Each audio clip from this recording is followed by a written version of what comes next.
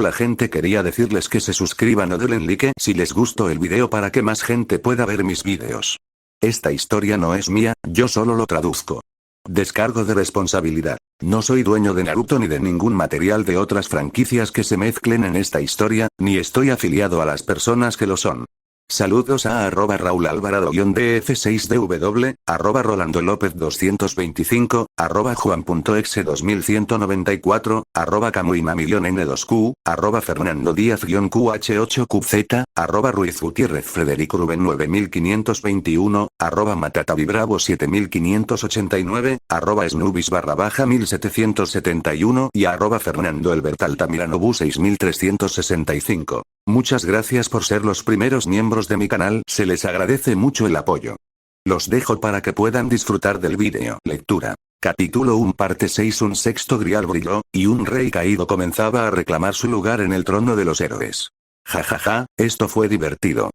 Se burló el rey rubio con desdén. Sin que el archer de esta guerra lo supiera, una fuerza surgida de dos griales, uno verdadero y otro forjado por manos de Magus, se puso en marcha. A diferencia de otras variantes del rey de los héroes, este Gilgamesh era distinto, único, podría decirse. Mientras que el rey de los héroes original jamás se preocupó por entrenar con sus armas, esta versión había recorrido un camino muy diferente. Todo cambió por un suceso que presenció mucho tiempo atrás. En retrospectiva, este Gilgamesh se vio forzado a entrenar. No por aburrimiento, ni por una sed insaciable de batallas. Lo hizo porque los dioses querían forjar una piedra angular entre el cielo y la tierra. Y un rey perezoso, hedonista, que solo sabía juzgar vinos y acumular tesoros, no le servía. Su vida se definió en 4 pilares: guerra, entrenamiento, tesoros y hedonismo. Los dioses, en su estúpida divinidad, enviaron desgracias a Uruk desde que el rey cumplió apenas 6 años.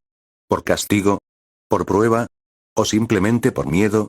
El rey de los héroes nunca conquistó. O al menos, no lo hizo el Gilgamesh que puede ser invocado normalmente. Pero esta versión era distinta. A los tiernos 5 años, este rey mató por primera vez. Un supuesto esclavo intentó apuñalarlo mientras dormía. Pero, por supuesto, fracasó. Aunque era solo un niño, su mente ya superaba la de cualquier dios y la de todo hombre. No dudó.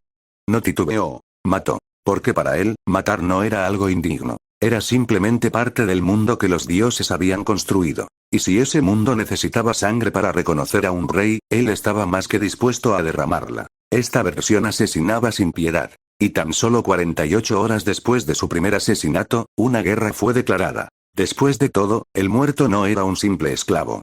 Era el príncipe de una ciudad vecina. Esa guerra forzó al niño a entrenarse sin descanso, a endurecer su cuerpo y su espíritu.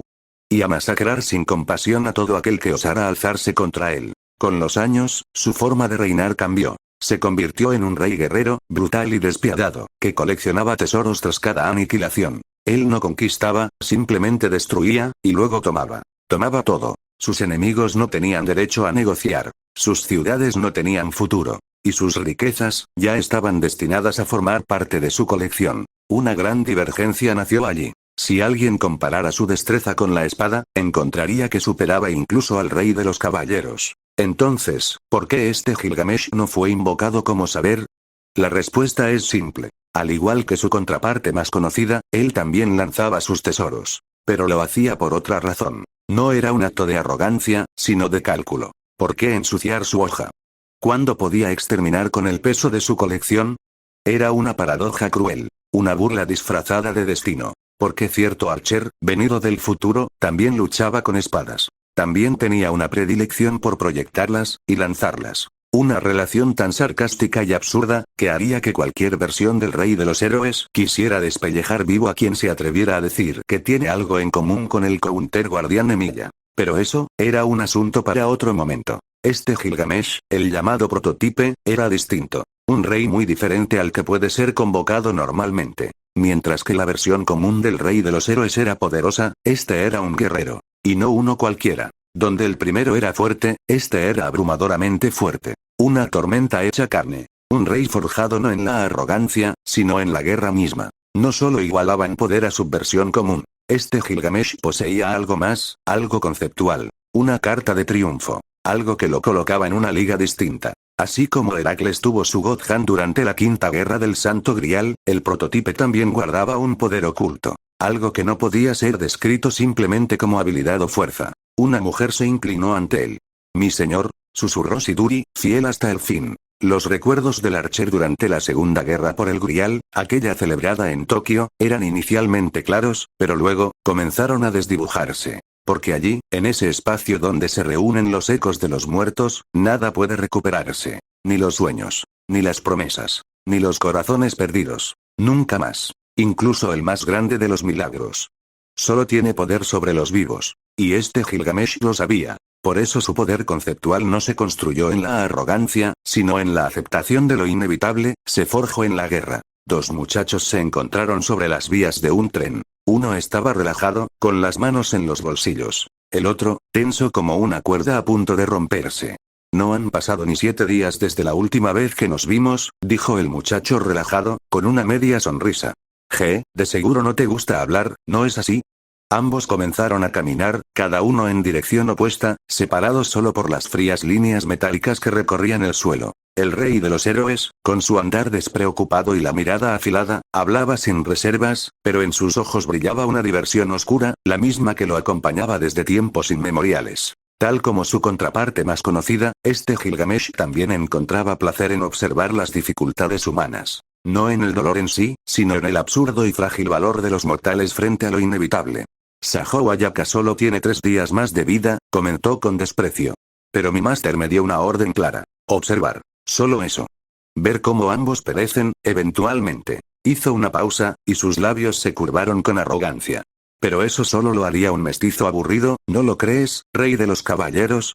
Entonces sacó una mano de su bolsillo. En ella sostenía un pequeño matraz de cristal. Un líquido celeste brillante giraba en su interior, como si respirara luz. Una provocación tan evidente que casi parecía una burla. Era el antídoto. No uno cualquiera. El antídoto a todos los venenos jamás creados, mortales, divinos o lunares. Un milagro en forma líquida. Un tesoro tan valioso que incluso los dioses lo guardarían como algo sagrado. Y entonces habló, con la voz de un rey, y el tono de un verdugo que ofrece esperanza solo para arrebatarla después.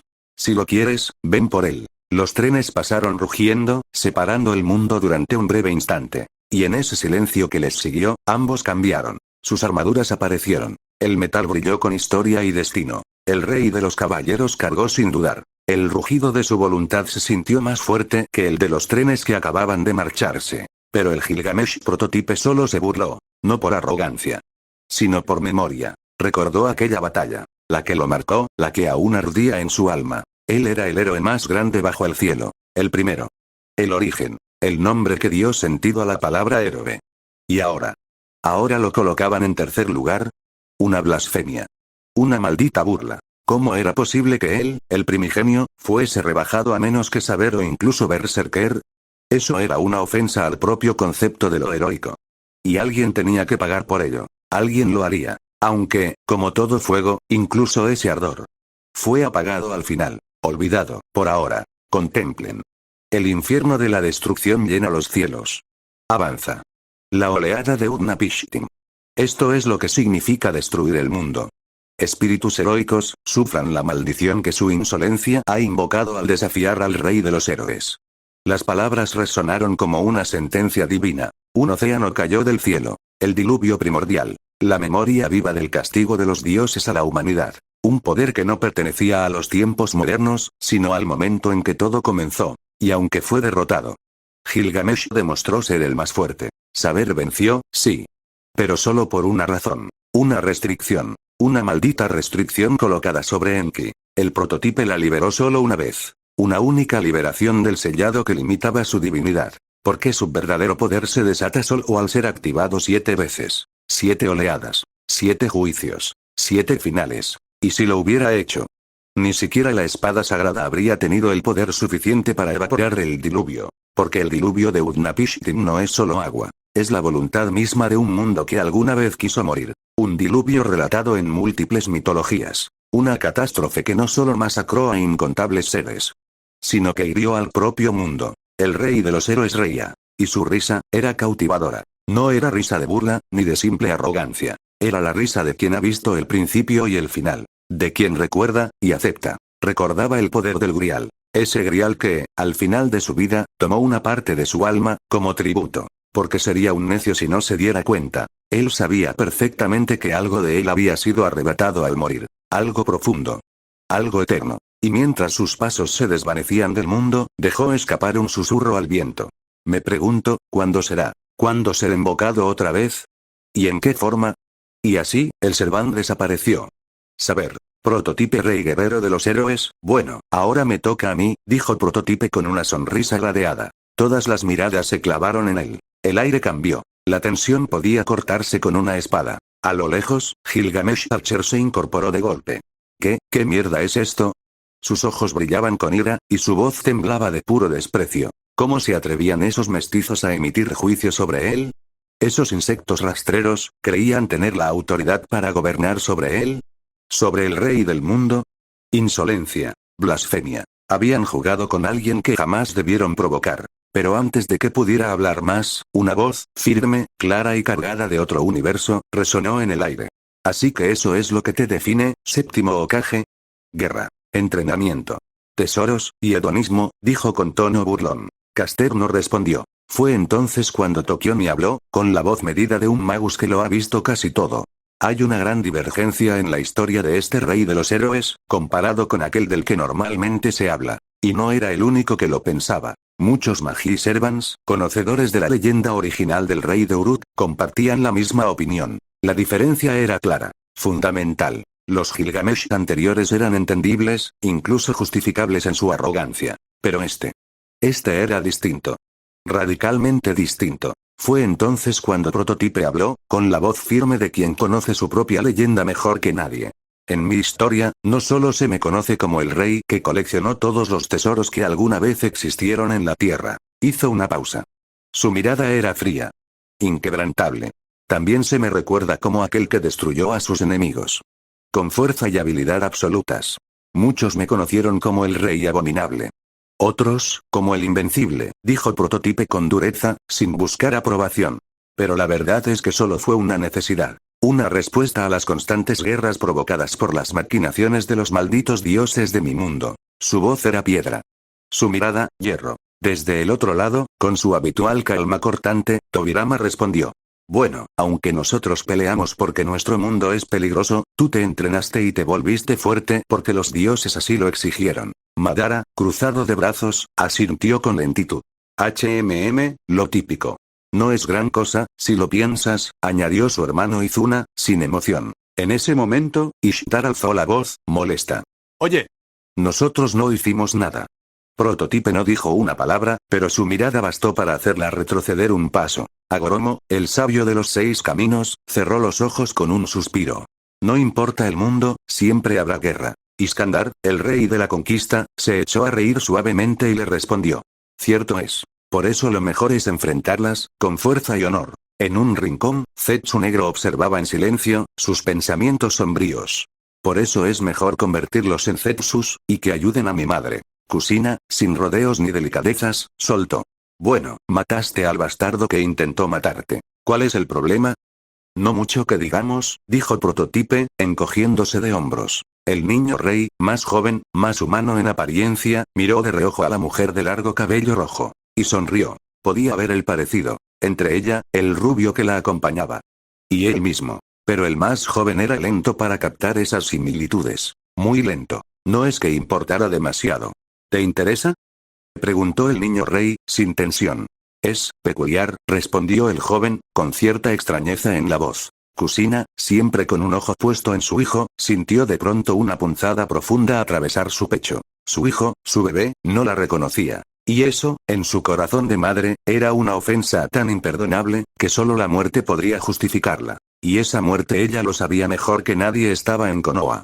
Bueno, carajo, murmuró Ilia, apretando los puños. La revelación fue clara para ella. Esta versión del rey de los héroes tenía la fuerza para superar incluso al rey de los caballeros. Y lo peor. No solo podía igualarlo, podía superarlo en todos los sentidos. Los sabers, ninjas y samuráis presentes lo miraban en silencio. Admiraban su postura, su forma de moverse, la delicadeza de su técnica. La fluidez con la que dominaba su presencia. No era arrogancia. Era certeza absoluta. El tipo de certeza que solo un rey formado por guerras podía irradiar sin hablar. ¿En serio? ¿Mandaron simples humanos a matar a un semidios?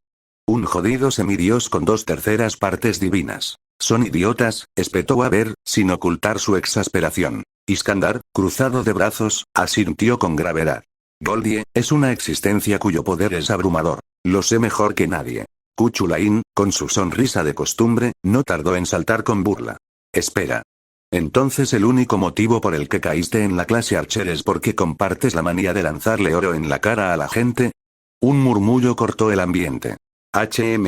No me molestaría que me lanzara unos cuantos zafiros, ópalos, incluso diamantes, susurró Rin, lo suficientemente bajo, pero no lo suficiente como para pasar desapercibida. Varios giraron la cabeza.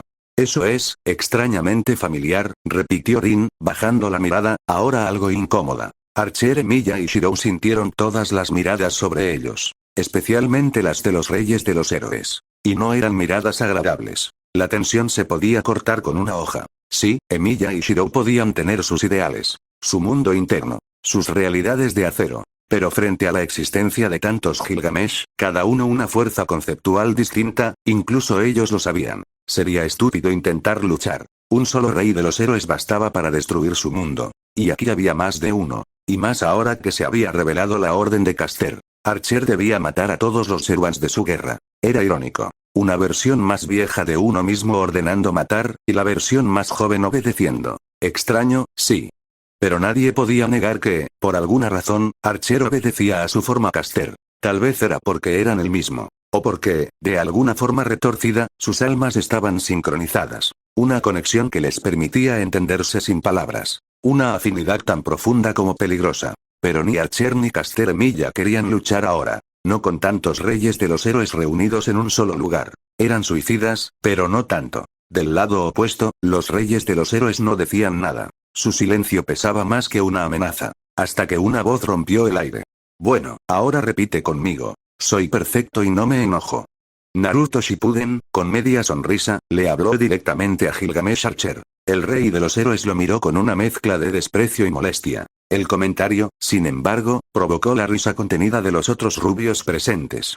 Eres un idiota impertinente, gruñó Archer, afilando la mirada. Naruto solo se encogió de hombros, relajado, sin mostrar ni una pizca de miedo. Confianza pura. Esa actitud hizo que los Servants y los Shinobis lo observaran con atención. Burlarse del rey de los héroes con tanta soltura.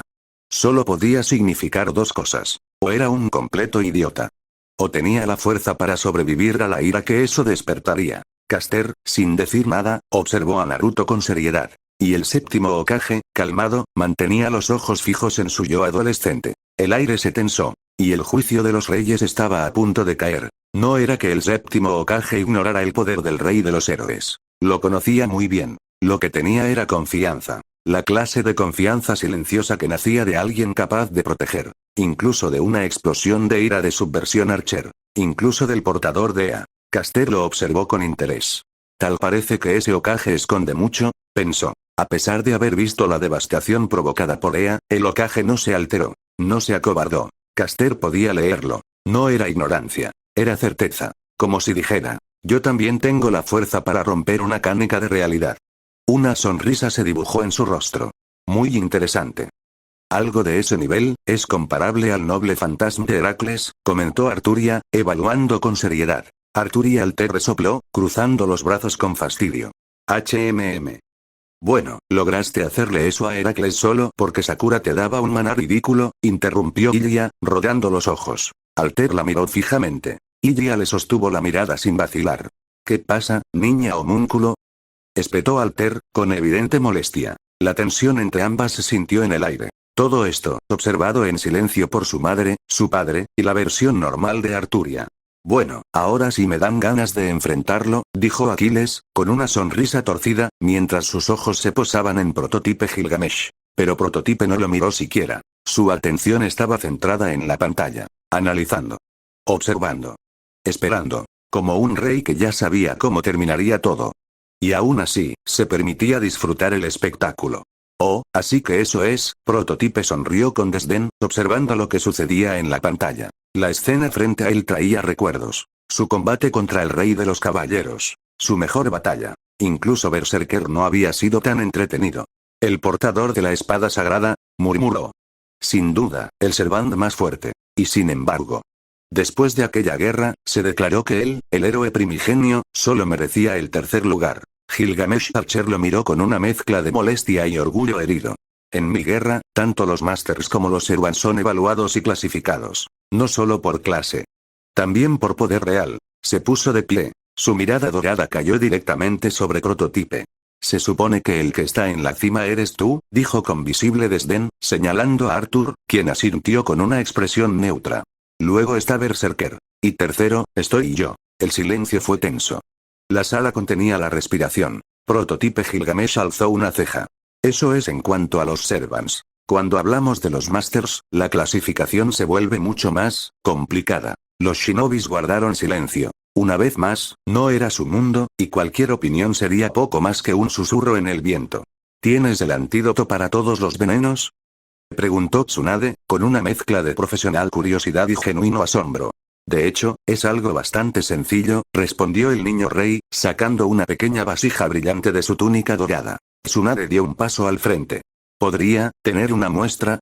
Por favor, dijo con respeto. El niño lo pensó por un momento. Y luego, con un gesto breve, una pequeña gota del antídoto flotó y cayó suavemente en la mano de Tsunade. Gracias, dijo ella, impresionada. No lo menciones, respondió Prototype con indiferencia, aunque todos lo miraban con atención. ¿Qué pasa? Preguntó con tono despreocupado. Bueno, no pensé que serías tan accesible, comentó Tokiomi, con voz medida y reverente. Lo pidió de buena manera, eso es todo, dijo el niño rey sin inmutarse. Pero entonces su voz cambió. Se volvió fría. Absoluta. Eso fue todo. No volveré a dar nada más, mestizos. Y con esa última palabra, el ambiente se congeló, recordando a todos que, aunque pudo mostrarse amable por un segundo, él seguía siendo Gilgamesh, el rey de los reyes. Impredecible. Inquebrantable. Arrogante y soberbio. Todos se sorprendieron.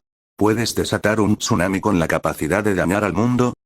Preguntó uno de los shinobis, aún procesando lo que acababan de presenciar. El niño rey simplemente encogió los hombros, como si no tuviera importancia. Bueno, no es para tanto. El sujeto dijo, su mirada se posó directamente sobre Madara, que observaba con atención. Después de todo, tú con tu Susanoo perfecto puedes destruir montañas. Tus golpes tienen un impacto que se asemeja al de un noble fantasma de clase antimundo, dijo el sujeto, sin rastro de burla pero con la precisión de quien entiende de poder. Y era verdad. Los shinobis más poderosos, si se tradujeran en términos del sistema de clases de los Servants, sin duda tendrían técnicas antifortaleza, e incluso antimundo. Kaguya, que había permanecido en silencio, frunció el ceño al sentir la mirada del niño rey sobre ella. Incluso tú, agregó el sujeto con calma. Tu técnica puede compararse a un ataque antiplaneta. Aunque claro, eso sería en un planeta muerto, sin capas, sin alma, sin complejidad como la Tierra de su dimensión. Las palabras flotaron en el aire como cuchillas afiladas. El ambiente se tensó. No, murmuró Kaguya para sí misma. Tal vez sí tenga la fuerza de Goetia en su ataque más puro. Goetia, el demonio que intentó quemar la humanidad entera. La comparación era brutal. Puede perforar el planeta, pero no destruirlo del todo. Y aun eso, suena exagerado, terminó, entre dientes. Las comparaciones comenzaban a sentirse cada vez más absurdas. ¿Qué eran esas criaturas? ¿Qué clase de guerras vivieron para hacer que estas cosas fueran normales? Pero ya que el sujeto dijo, espera, ¿perdiste porque no liberaste completamente tu noble fantasma? Exclamó Arthur, con incredulidad dibujada en el rostro. Proto Gilgamesh se encogió de hombros con desinterés, como si aquel detalle no tuviera importancia alguna en su mundo. Técnicamente. ¿Y por qué no lo hiciste? Insistió el rey de los caballeros, aún más desconcertado. El rey primordial lo miró con la calma imperturbable de quien ha visto siglos pasar como suspiros. Solo liberé una vez el sello. Solo una. Arthur frunció el ceño. Proto Gilgamesh giró la cabeza, dirigiendo su mirada hacia el Sannin con gesto indiferente. Mejor continúa tú, Sannin. Soltó, como si no acabara de minimizar su derrota. Un silencio tenso cayó en el aire. Los que conocían la magnitud de los nobles fantasmas no podían creerlo. ¿Y si lo hubiera desatado 7 veces? ¿Y si lo hubiera liberado completamente? Incluso Excalibur podría haberse visto superada. Y eso era decir demasiado. La mirada de Madara, Iskandar y hasta de Tobirama se cruzó en ese instante. Ese niño rey, había perdido por decisión, no por inferioridad. Y eso era aterrador. Mientras el séptimo grial comenzaba a agrietarse, emitiendo un tenue resplandor agónico, Zelrex giró lentamente la cabeza. Y entonces lo vio. Allí, más allá del velo, tras una pantalla que conectaba los mundos paralelos, un trono solitario aguardaba en silencio. Sentado en él, un rey agotado, el legendario rey de los héroes, observaba, con ojos pesados, pero aún llenos de juicio, como si pudiera ver a través de todos los planos de existencia. La escena era simple, y, sin embargo, pesadamente simbólica. Un ser inmortal. Un gobernante absoluto. Un semidios. Roto. Exhausto. Silencioso. Bien, lo acepto. Murmuró Caster Gilgamesh, su voz apenas un susurro de resignación. Y con esa última palabra, su cabeza cayó. No por una lanza. No por una espada. Sino por el peso acumulado de los siglos, del deber eterno, del orgullo que nunca se permitió quebrarse. Muerte por agotamiento. Incluso los dioses tienen límites. Incluso los semidioses, los reyes y los sabios pueden caer. Y el rey de Uruk, orgulloso, sabio, incansable, finalmente lo hizo. No por debilidad, sino por haber cargado demasiado. Por haber callado demasiado. El silencio que siguió fue más fuerte que 1000 noble fantasmas. Caster Archer. El sabio rey de Uruk, ¿tan mal estabas, que moriste de puro cansancio? Preguntó el séptimo Hokage, cruzado de brazos mientras observaba al Gilgamesh Caster, que solo se encogió de hombros con resignación. Antes de que Fujimaru Ritsuka llegara, yo ya había invocado a 8 servants, yo era quien debía mantenerlos. No parecía mucho al principio. Su voz sonaba apagada, cargada de peso. Pero además de eso, tuve que luchar. Proteger mi ciudad. Enfrentarme a diosas capaces de arrasar el mundo con una mirada. Eso, sí suena como demasiado, murmuró Naruto, más serio ahora. Incluso siendo el semidios más grande que ha existido, sigo teniendo límites. La sobreexigencia mata. Hasta a mí. Un silencio tenso cubrió la sala por unos segundos. Parece que tu versión Caster comprendió, y aceptó que debía reencarnarse, comentó el Hokage, cruzando la mirada con el rey de los héroes, ahora más sereno. Al menos una parte de su alma, sí, respondió Caster con calma, con la voz del que acepta el destino, pero no lo teme. Bueno, aquí se confirma que Gilgamesh era más fuerte en vida que como Servant, comentó Romani con una mezcla de sorpresa y admiración. Tal vez su clarividencia le mostró algo que no pudimos ver, añadió Akuno, pensativa, cruzando los brazos con curiosidad. Cierto. Goldie siempre ha tenido esa molesta habilidad, dijo Nero con un leve gesto de molestia, justo cuando unos pétalos rojos danzaban a su alrededor. Esto es lo más común que hemos notado entre todas las versiones del Rey de los Héroes, observó Rin, con expresión seria, aunque una vena le temblaba en la sien. ¿Será que al escritor se le quemó el cerebro y ya quiere cerrar el capítulo? ¿Quién sabe? Bromeó un sujeto al fondo, encogiéndose de hombros mientras disimulaba una sonrisa. Entonces vino la pregunta clave. ¿Cuántas clases hay ahora? Preguntó alguien al aire, como si no quisiera saber la respuesta. Y la cuenta comenzó. Rider Lancer. Alter Ego. Berserker. Avenger. Ruler. Pretender. Assassin. Saber. Caster. Archer. Un escalofrío recorrió la sala. Maldita sea, 11 clases. Murmuró un Servant, visiblemente tenso. Demasiados. Demasiada variedad. Y si todas las versiones del Rey de los Héroes existieran en cada una, entonces el verdadero problema apenas comenzaba. Al menos debemos estar agradecidos de que algunos tengan doble clase. Si fuera realmente uno por cada clase, esto ya sería un apocalipsis, dijo Aquiles, cruzado de brazos, su tono serio por una vez. Varios asentimientos silenciosos le dieron la razón. Curioso, intervino Akuno. ¿Por qué el Gilgamesh de nuestro lado no hace acto de presencia? Ni idea, respondió Nero, llevándose un dedo al mentón, pensativa. Tal vez sea porque nosotros somos más datos que verdaderos espíritus heroicos. Copias incompletas, fragmentos atrapados en un sistema. Akuno bajó la mirada por un segundo, recordando a ese rey dorado que conoció. Uno que, a su manera, había cambiado la historia entera del Seraph. Tiene sentido, murmuró ella finalmente. Mejor continúa, sujeto, le dijo entonces al Sannin, que ya esperaba su turno para hablar. El Sannin asintió, con expresión grave. Bueno, si este es solo el inicio de los conflictos entre mundos, entonces debemos asumir que la convergencia no se detendrá aquí. Las miradas se dirigieron al cielo, o más bien, al velo que separaba los mundos. Grietas, pequeñas aún, comenzaban a extenderse como raíces venenosas en el tejido mismo de la realidad. Y no importaba si eran shinobis, magus, o espíritus heroicos. El final del equilibrio estaba más cerca de lo que cualquiera quería admitir. Zelrech se dio la vuelta, y una nueva puerta se abrió frente a él. No pensé que estarías despierto, de tu largo sueño en la luna. ¿Cómo no despertarme, si siento que algo mío ha sido tomado, vampiro? Bien. Pido disculpas, Su Majestad, respondió Zelrech, inclinando apenas la cabeza. Pero deberías entenderlo, ¿no es así? Lo entiendo, apóstol muerto. Pero recrear eso otra vez es una temeridad. Y más aún, si se trata de él. Oh, no pensé que serías tan resolutivo en esto, durmiente. Y no lo soy, vampiro, replicó con calma. Solo lo menciono porque, me genera curiosidad.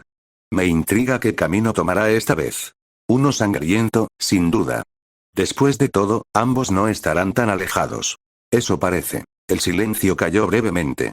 El aire se volvió más denso, cargado de historia, poder y un dejo de resignación. Bien, lo permitiré, dijo finalmente el durmiente, con voz grave. Solo por esta vez, vampiro. Foreigner / Moon Cáncer. El durmiente. Ahí está. Exclamó Akuno con una sonrisa nostálgica. Pero, ¿cómo reencarnas algo así? Preguntó Nero, frunciendo el ceño. No es como si simplemente regresaras a alguien como si nada.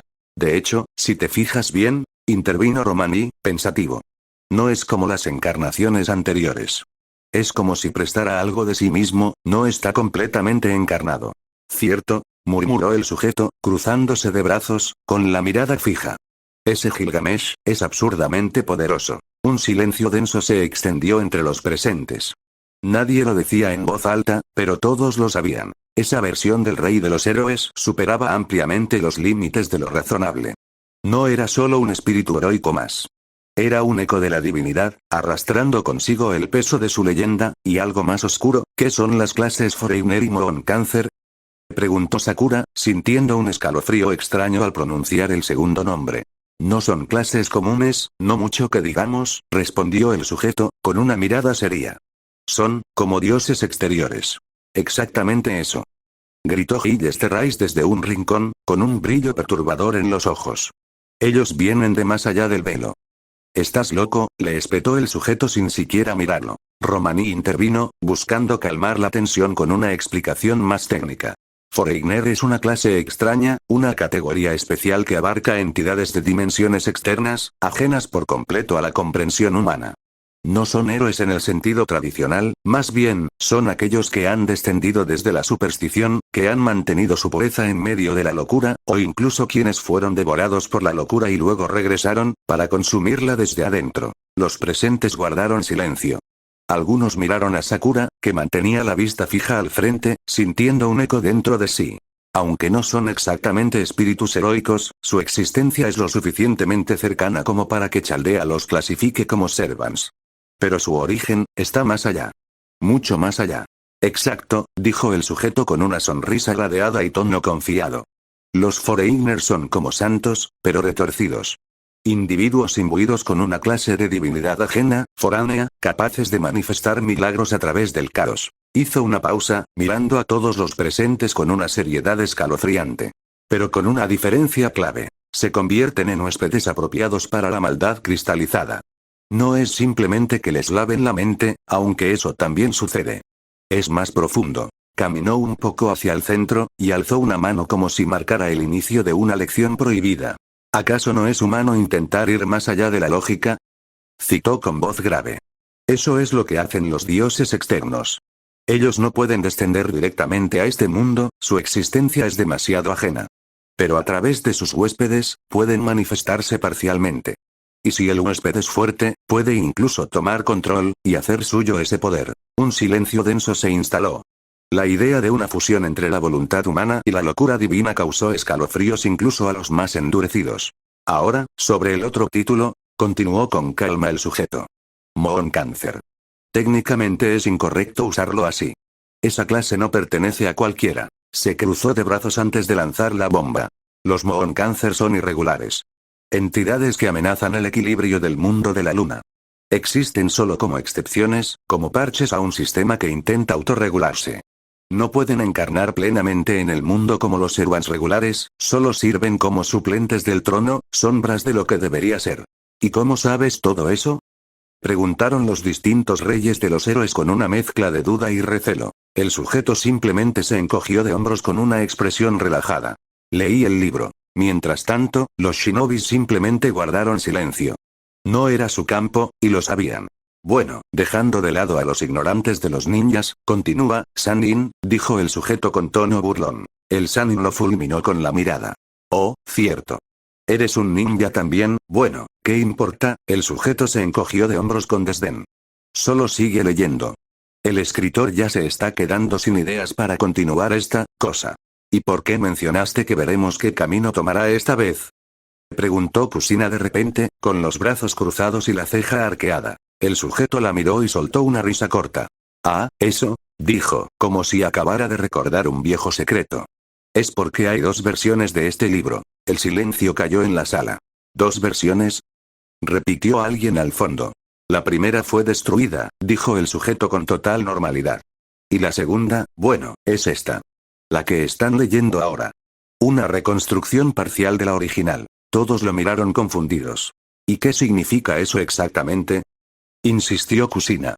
Significa que esta historia ya fue contada una vez, y terminó tan mal, que alguien decidió reescribirla desde el principio. El sujeto se encogió de hombros otra vez. Solo que esta vez, alguien más está prestando atención a cada palabra. Volteó su mirada hacia la pantalla, ese velo entre mundos, donde la figura de un rey dorado aún parecía observar desde el otro lado. ¿Y quién reconstruyó el libro? Preguntó Rin, ahora intrigada. El mismo que reescribió el final de varios mundos, pero no esperen que les diga todo ahora, respondió el sujeto con una sonrisa misteriosa. Que el escritor aún tiene un par de neuronas encendidas. Le aseguro que no se decepcionará, Su Majestad, murmuró el vampiro con una sonrisa apenas contenida, mientras la oscuridad danzaba tras sus palabras. El rey, cansado pero digno, cerró lentamente los ojos. Su cuerpo descansaba, pero su mente seguía despierta, alerta, atento a lo inevitable. Algo estaba comenzando. Tal parece, que ha empezado, susurró con voz grave, como si pudiera sentir el cambio en el aire mismo. El vampiro dio un paso atrás, como si respetara un momento sagrado. Nos veremos pronto, mi estimado alumno, añadió con un deje de solemnidad, antes de desaparecer en la penumbra. El silencio lo cubrió todo. El preludio había terminado. El verdadero juego estaba por comenzar. Bueno, están muertos. Todos ustedes están muertos, dijo Rin con una calma escalofriante, mirando a los shinobis con una seriedad que incomodaba. ¿Lo dices en serio? Preguntó Boruto, con una mezcla de confusión y miedo en su voz. No lo sé con exactitud, pero ya leímos demasiado sobre nuestro mundo. Y sinceramente, no creo que este relato se centre en nosotros, respondió Rin, bajando la mirada. Entonces, ¿para qué estamos aquí? Intervino Boruto otra vez. Eso, tiene mucha lógica, dijo alguien más, asintiendo lentamente. ¿Entonces Naruto será quien tenga a ese rey? Preguntó Sakura, la Bansé, con una mezcla de curiosidad y temor. Eso parece, dijo Shikamaru, siempre el más lógico, aunque su ceño fruncido revelaba su inquietud. Bueno, solo queda esperar, y ver, añadió con resignación. Mientras tanto, Hiruzen observaba en silencio, su expresión más tensa de lo habitual. Una cosa era el zorro. Pero ese rey era algo completamente distinto. Un problema real. Un problema que ni siquiera la aldea oculta entre las hojas estaba preparada para enfrentar. Mucho tiempo después, en una dimensión lejana y ajena a las de Fate, comenzó a gestarse un acontecimiento que marcaría el inicio de un gran cambio. Después de todo, con este suceso comenzaba a formarse un punto de nexo entre dos dimensiones. ¿Dimensión Fate? Preguntó Rin. ¿Así se llama nuestro universo? El sujeto asintió en silencio. Aunque, en general, se le conoce como el Nasuverso, ya que abarca muchas otras cosas, añadió, con tono neutral. Los magos lo miraron con atención. Pocos de ellos habían tenido contacto directo con algo relacionado con Zelrech, y eso, solo a través de libros antiguos. Muy pocos podían afirmar que habían estado cerca del infame vampiro. Los ninjas, como era habitual, guardaron silencio una vez más. Los Tosaka, al tener cierto vínculo con el propio Marshall Magus, comenzaron a atar cabos. Entendían, mejor que muchos, la naturaleza del anciano Zelrech. Un monstruo viejo, astuto, cuyo conocimiento parecía no tener límites. Y sabían, o al menos lo intuían, que situaciones como esta no escapaban al alcance de la verdadera magia. O, peor aún, que el propio Zelrech ya lo había previsto.